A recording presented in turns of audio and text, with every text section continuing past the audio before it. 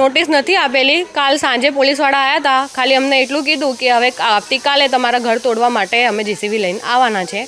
અને અત્યારે સવારે ડીસીબીવાળા આવ્યા અને અડધો કલાકનો ખાલી ટાઈમ આલ્યો કે 30 મિનિટનો તમને ટાઈમ આલીએ છીએ અને તમે તમારું સામાન લઈને બહાર કાઢો.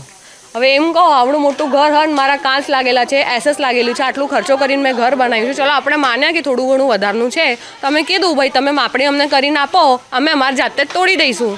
હવે એવી રિક્વેસ્ટ કરીને બી આવી છું મહેશ તબિયાર સાહેબને અને પછી રાવલ સાહેબને.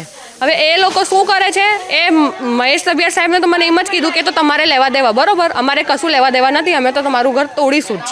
હવે આ ઘર જેસીબીસી તૂટશે તો એટલે આખો જ ઘર થઈ જવાનું છે. હવે અંદર જે સામાન છે, જે નુકસાન મને થશે, જે મારા છોકરાઓ છે એ સડક ઉપર આવશે તો એની જિમ્મેદારી કોણ લેશે? સરકાર લેશે? તંત્ર લેશે? કોની જવાબદારી છે કે મારે આજ બી જે બી નુકસાન થયું? મારા છોકરાઓને સ્કૂલ ચાલુ થયું છે, પેલું 6 મહિનાનું જો તમને બતાવી શકું છું, પેલું 6 મહિનાનો મારો છોકરો છે. હવે આવી તાપમાં એ બહાર છે, ઘરના બહાર. આ ઘર તૂટશે એના પછી તો આ પડવાનું જ છે. આગળ પેલા ભૌમિકભાઈનું ઘર તોડ્યું કે 50 વારથી વધારે જે હોય એ જ તોડીશું. હવે એમનું જેસીબીથી ઘર તોડ્યું છે તો આખું જ ઘર એમનું તૂટી ગયું છે. હવે એમને ક્યાં રહેવાનું? એવી રીતના અગર મારી હાલત થઈ તો હું ક્યાં જઈશ?